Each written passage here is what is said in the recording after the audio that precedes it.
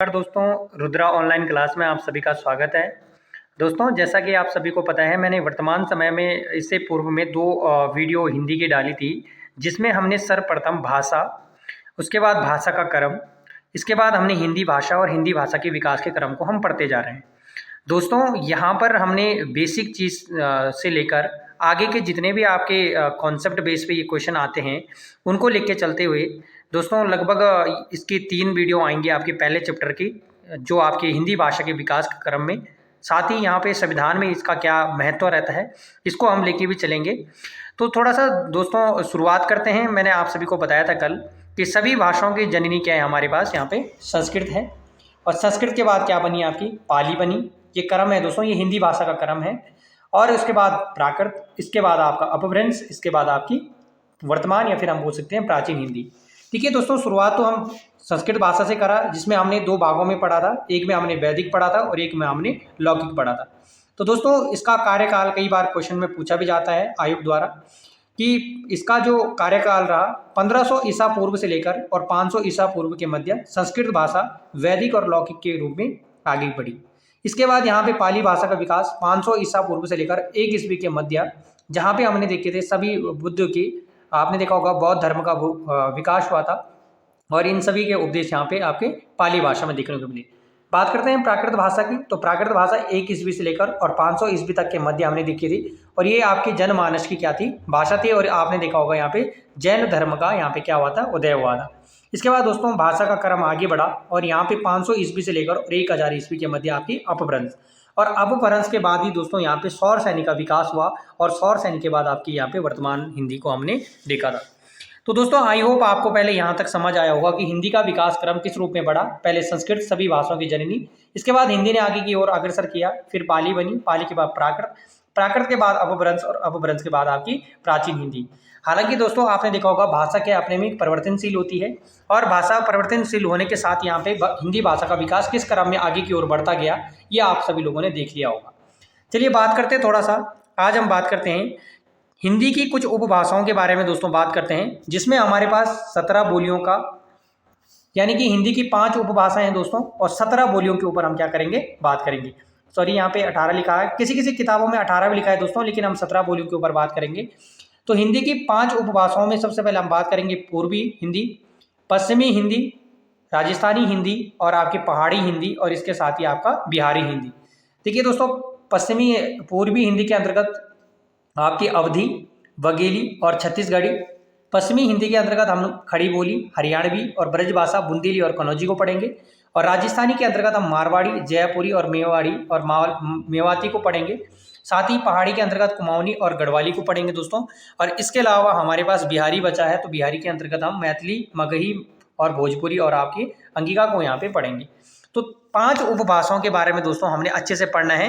हिंदी की 5 उपभाषाएं और 17 बोलियों के बारे में हम लोगों ने यहाँ पे पढ़ना है। ठीक है, तो यहाँ पे 18 लिखा है दोस्तों, यहाँ पे 17 आप कर लेना अपने कॉपी में। ठीक है, तो यहाँ पे थोड़ा सा आपने समझना है इस चीज़ को। चलिए आगे की ओर बात करते हैं। सबसे पहले बात करते हैं आपका कि अपभ्रंश के रूप में। यहाँ पे देखो अपभ्रंश, जब यहाँ पे प्राचीन हिंदी से लेकर संस्कृत, सबसे प्राचीन आपकी अगर बात करी जाए तो संस्कृत बनी, संस्कृत के बाद पाली, पाली के बाद प्राकृत, प्राकृत के बाद आपकी अपभ्रंश। और अपभ्रंश के अंतर्गत सबसे पहले आप बात करेंगे यहाँ पे सौर सैनी अपभ्रंश। और सौर सैनी अपभ्रंश के अंतर्गत दोस्तों मैंने अभी बताया आपको पश्चिमी हिंदी का विकास हुआ। इसी के साथ सौर सैनी के अपभ्रंश के अंतर्गत गुजराती का और सौर सैनी अपभ्रंश के अंतर्गत आपका राजस्थानी उपभाषा का क्या हुआ, यहाँ पे विकास हुआ। तो पश्चिमी हिंदी के अंतर्गत हम 5 उपभाषाओं को पढ़ते हैं दोस्तों। वेरी वेरी मोस्ट इंपोर्टेंट कि पश्चिमी हिंदी के अंतर्गत कितनी भाषाएं आती है आपकी, 5 उपभाषाएं। और ये किसके अंतर्गत आती है दोस्तों, सौर सैनी अपभ्रंश के अंतर्गत। तो इसकी मैंने यहाँ पे एक ट्रिक भी लिखी है दोस्तों, आप इसको भी याद कर सकते हो। यहाँ पे लिखा हुआ मैंने कब कब, है ना, इसको भी आपने ध्यान रख लेना, कब कब। तो यहाँ पे इसका मतलब है दोस्तों, कब कब का मैंने जो यहाँ पे मतलब लिखा रखा है, के का मतलब होता है खड़ी बोली, ब्रज, बी का मतलब ब्रज भाषा, के का मतलब कन्नौजी, बी का मतलब बुंदेली और एच का मतलब हरियाणवी। पश्चिमी हिंदी के अंतर्गत आपकी कितनी उपभाषाएं आती, 5 उपभाषाएं आती है। Very very most important. और पश्चिमी हिंदी किस अपभ्रंश से विकसित हुई आपकी, सौर सैनी अपभ्रंश के। और सौर सैनी अपभ्रंश से हमारी 3 मुख्य भाषाएं, एक आपकी पश्चिमी हिंदी, गुजराती और राजस्थानी का क्या हुआ, विकास हुआ। अब थोड़ा समझते हैं दोस्तों। सबसे पहले बात करते हैं यहाँ पे पश्चिमी हिंदी के अंतर्गत जो पहला नाम यहाँ पे खड़ी बोली, उसके ऊपर चर्चा करते हैं कि खड़ी बोली कहाँ बोली जाती है। तो खड़ी बोली को दोस्तों कौरवी भी कहा जाता है। ये क्वेश्चन कई बार पूछा भी जाता है कि खड़ी बोली को क्या बोला जाता है, कौरवी भी बोला जाता है, जिसका क्षेत्र देहरादून, सहारनपुर, मेरठ मंडल और बिजनौर आदि जिलों में क्या है, फैला हुआ है। यहाँ पे समझने की प्रयास करेंगे दोस्तों कि खड़ी बोली को की उपबोली भी पूछी जाती है दोस्तों, यानी कि इस खड़ी बोली की उपबोली इसके अंतर्गत आती है, जिसको बोलते हैं पहाड़ ताली और बिजनौरी की इसकी उपबोली है खड़ी बोली। और खड़ी बोली का प्रथम महाकाव्य दोस्तों आप सभी ने पढ़ा होगा प्रिया परिवास, जिसकी रचना अयोध्या सिंह उपाध्याय, जिनका उपनाम पूछते हैं हरिऔध, द्वारा किया गया था।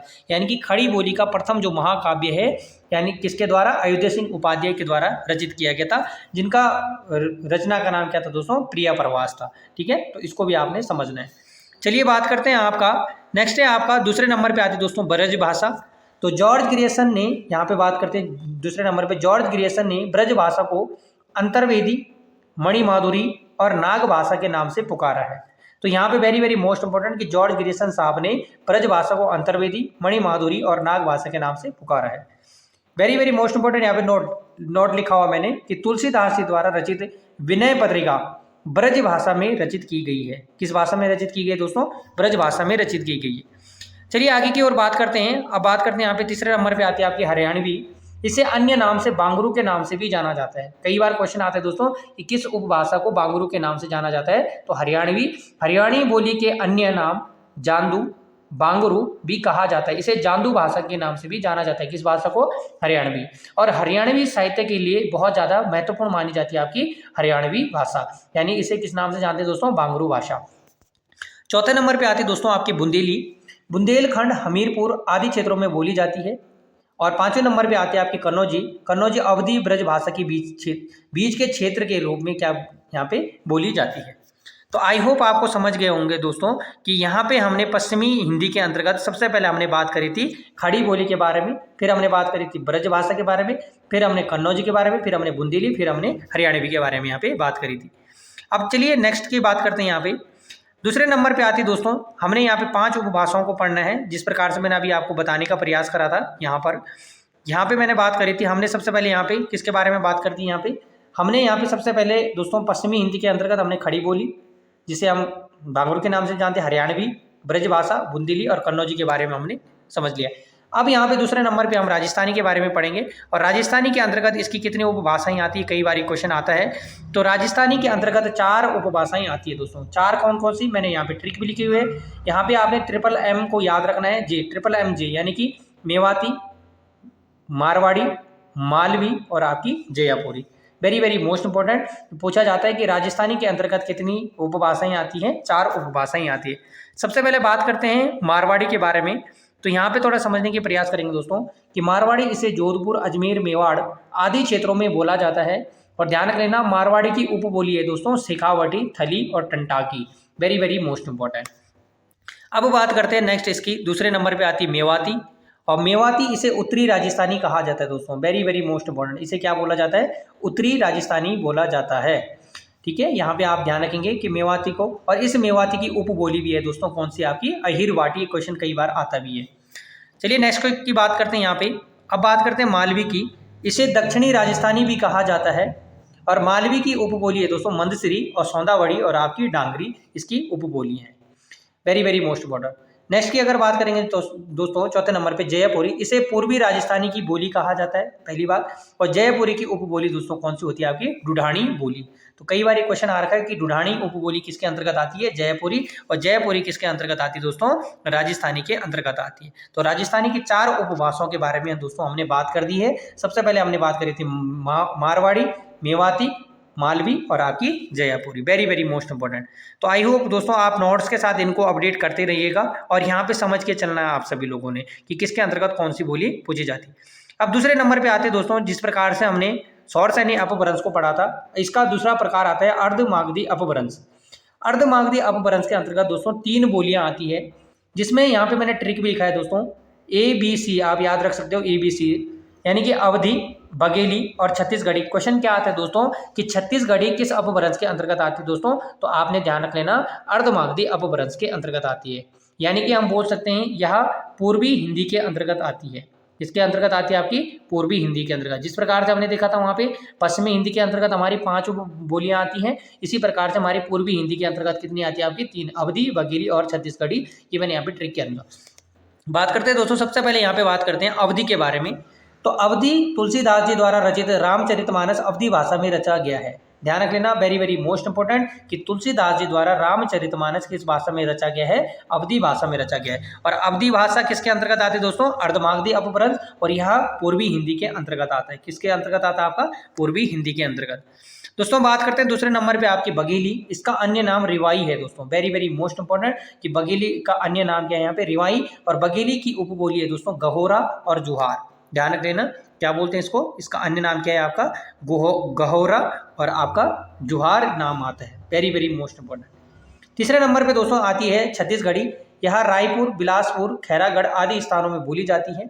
और ध्यान रख लेना, छत्तीसगढ़ी की अन्य उपबोली सादरी और कोरवा, ये भी कई बार क्वेश्चन पूछा जाता है दोस्तों। तो वेरी वेरी मोस्ट इंपोर्टेंट, ये आपने यहाँ पे ध्यान रख लेना। तीसरे नंबर पे आते हैं दोस्तों, जिस प्रकार से हमने यहाँ पे पश्चिमी हिंदी के अर्धमागधी अपभ्रंश पढ़ा, इसी प्रकार से हमने मागधी अपभ्रंश को भी पढ़ना है। और इसके अंतर्गत भी आपकी कितनी बोलियां आती? 3 बोलियां आती है। और इसकी सिंपल सी ट्रिक है दोस्तों, बिहारी मग में भोजन खा। तो ध्यान रख लेना, बिहारी माँ का मतलब होता है मगही, में का मतलब होता है मैथिली, और भो का मतलब होता है भोजपुरी। तो ये बिहारी के अंतर्गत कितनी बोलियां आती है दोस्तों? आपकी 3 बोलियां आती है। वेरी वेरी मोस्ट इंपोर्टेंट, और ये आपने ट्रिक से भी याद रख लेना। तो ध्यान रख लेना, मैंने यहाँ पे नोट करके लिखा है कि भारत में सर्वाधिक बोले जाने वाली जो भाषा है हमारी क्या है दोस्तों? हिंदी है। और भारत में सर्वाधिक बोले जाने वाली जो बोली है दोस्तों, वो क्या है आपकी? भोजपुरी है। तो बोली और भाषा के बारे में मैंने बता रखा। भाषा का अपना क्षेत्र एक विस्तार क्षेत्र होता है, और बोली एक निश्चित क्षेत्र में बोली जाती है दोस्तों, ठीक है? तो ध्यान रखेंगे। चलिए नेक्स्ट की बात करते हैं। और चौथे नंबर पे आती है दोस्तों आपकी कौन सी? पहाड़ी। और इसके अंतर्गत 2 उपबोलियां आती, एक आपकी गढ़वाली आती है और एक आपकी कुमाऊनी आती है। तो यहाँ तक ध्यान रखेंगे दोस्तों। आज हमने हिंदी के भाषा के कुछ उपभाषाओं के बारे में बात करी। 17 बोलियां और 5 उपभाषाओं के बारे में हमने यहाँ पे बात करी है। वेरी वेरी मोस्ट इंपोर्टेंट दोस्तों, कई बार ये क्वेश्चन यहाँ से रिपीटेड होके आते हैं। तो यहाँ पे आपने ध्यान रख लेना कि किस प्रकार से हमारी हिंदी भाषा के विकास के क्रम के अनुसार उपभाषाओं के बारे में हमने यहाँ पे पढ़ा है। Thank you so much. बाकी आपका इसके अगली आने वाली वीडियो में हम सभी लोग संविधान के तौर पे हिंदी भाषा को किस प्रकार से मान्यता दी गई है, इसको हम पढ़ेंगे। Thank you so much.